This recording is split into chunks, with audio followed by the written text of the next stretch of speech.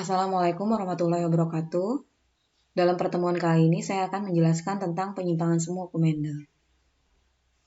Tujuan pembelajaran yang pertama, menjelaskan pengertian penyimpangan semu hukum Mendel. Yang kedua, menyebutkan contoh-contoh penyimpangan semu hukum Mendel. Dan yang ketiga, menentukan pewarisan sifat yang berkaitan dengan alel letal, alel kodominan, dan alel ganda. Keempat, kriptomeri. Kriptomeri adalah peristiwa tersembunyinya gen dominan jika tidak berpasangan dengan gen dominan lainnya. Jadi, jika gen dominan tersebut berdiri sendiri, maka sifatnya akan tersembunyi alias tidak akan muncul atau kriptos. Nah, contoh kasusnya itu pada persilangan bunga Linaria marokana. Nah, bunga Linaria marokana dia disusun oleh 4 gen, 2 alel ya. Di sini gen A mengekspresikan pigmen, gen I alelnya tidak ada pigmen. Gen B itu sitoplasmanya basa, B alelnya sitoplasmanya asam. Di sini ternyata kalau punya pigmen bertemu dengan suasana basa akan jadi warna ungu. Kalau punya pigmen bertemu dengan sitoplasma asam akan berwarna merah. Dan kalau tidak punya pigmen, mau ketemu basa atau asam, dia berwarna putih. Kita lihat persilangannya. Linaria marokana warna merah, AABB, disilangkan dengan warna putih II baba. Kenapa ini merah? Karena punya pigmen tapi ketemu asam. Dan ini putih, tidak punya pigmen ketemu basa. Gamet yang terbentuk A, B, dan ini I, ba. Jadilah A, I, ba, B. Punya pigmen ketemu suasana yang basa, makanya warnanya ungu. Dia dikatakan menyimpang karena apa? Terbentuk fenotip baru yang tidak sama dengan kedua induk. Selanjutnya, AI babi disilangkan dengan AI babi. Seperti persilangan di hibrid double heterozigot yang biasa. AI babi disilangkan dengan AI babi. Hasilnya nanti dominan-dominan ada 9, dominan resesif 3, resesif dominan 3, dan resesif-resesif itu ada 1. Nah, kita lihat apakah akan mengalami perubahan rasionya. Nah, dominan-dominan itu yang A besar ketemu B besar. Punya pigmen ketemu basa, jadinya warnanya ungu. Kemudian DR punya pigmen ketemunya asam, AB, berarti warnanya merah. RD resesif dominan, tidak punya pigmen ketemu basa, warnanya putih. Dan RR resesif tidak punya pigmen dan ketemu asam, tetap berwarna putih. RD ditambah RR 3 tambah 1 sama dengan 4. Makanya rasio fenotipnya ungu 9, merah 3, dan putih ada 4. Contoh soal kriptomeri.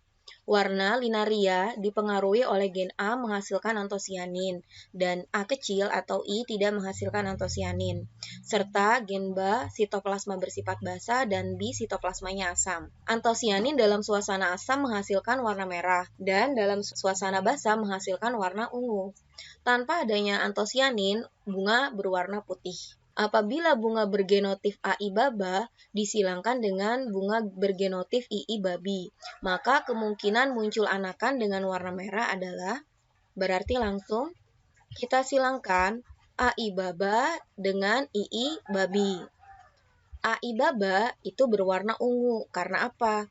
Karena dia memiliki pigmen dan bertemu sifat basa.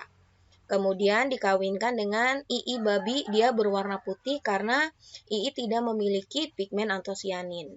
Gamet yang terbentuk dari AI baba itu ada 2, yaitu aba sama iba. Sedangkan II babi juga ada 2, yaitu iba sama ibi. Nah, 2 gamet, makanya hasilnya anaknya 4. Langsung disilangkan, aba ketemu iba, jadinya AI baba. Karena ada 2 gen yang dominan, makanya berwarna ungu. Kemudian, aba ketemu ibi, jadinya AI babi. Tetap ada 2 gen, A sama ba, makanya berwarna ungu. Kemudian, Iba, ketemu iba, jadinya ii, baba. Tidak ada pigmen antosianin, dia berwarna putih. Dan iba ketemu ibi, jadinya ii, babi. Tidak ada pigmen berarti berwarna putih. Sehingga rasio fenotipnya ada 2, ungu dan putih. Ungu ada 2, putih ada 2, jadi 50%, 50%. Sedangkan yang ditanya fenotipnya berwarna merah. Yang berwarna merah itu kalau dia punya pigmen antosianin ketemu yang bersifat asam. Nah, berarti tidak ada yang berwarna merah, sehingga jawabannya adalah 0%. Kelima, komplementer. Komplementer adalah interaksi antara gen dominan dengan sifat yang berbeda yang saling melengkapi, sehingga memunculkan fenotip tertentu.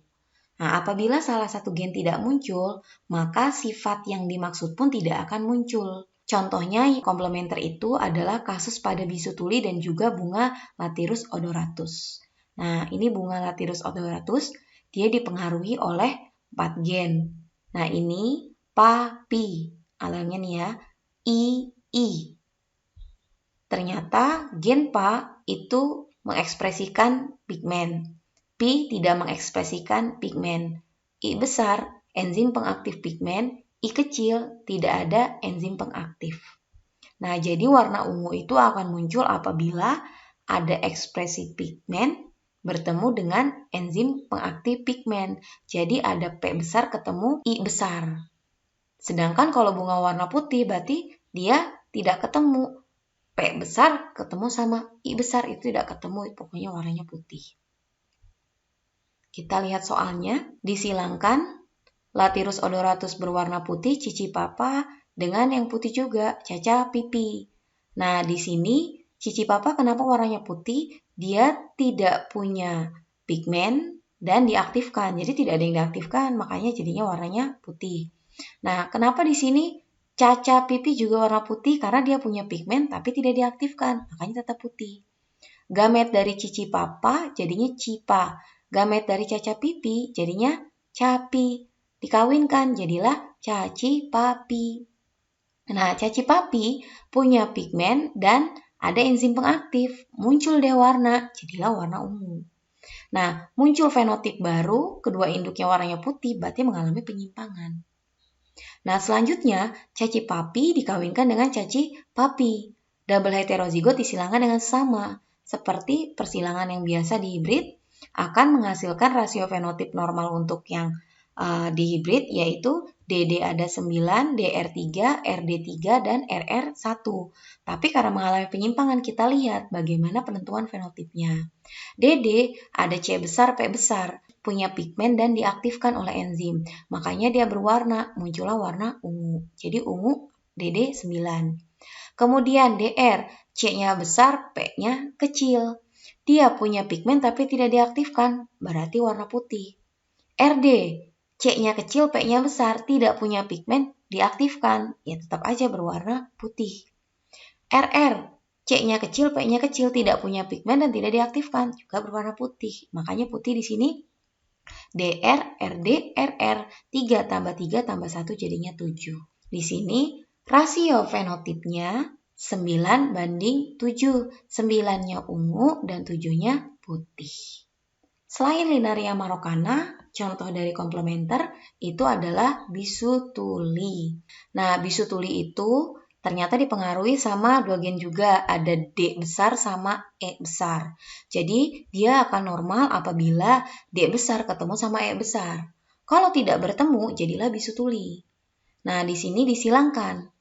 2 orang tua bisu tuli, yaitu dada E kecil dengan didi E besar. Karena tidak bertemu antara D besar sama E besar, makanya bisu tuli. Gamet dari dada EE itu adalah DAE. Dan didi EE, DE. Jadilah anak dadi EI. Nah, ketemu D besar sama E besar, jadilah normal. Nah, dadi EI dikawinkan dengan dadi EI. Persilangan biasa, double heterozigot dengan sesama. Nanti akan menghasilkan dominan-dominan ada 9, dominan resesif 3, resesif dominan 3, dan resesif 1. Baru kita tentukan fenotipnya. DD, dominan-dominan, D besar ketemu E besar, jadi normal. DR, dominan resesif. D besar tapi ketemu E kecil, bisu tuli. RD, D-nya kecil tapi E-nya besar, bisu tuli juga. Resesif, D-nya kecil, E-nya kecil, bisu tuli juga. Makanya bisu tuli itu 3 tambah 3 tambah 1 jadinya 7. Rasio fenotipnya normalnya 9, bisu tulinya ada 7.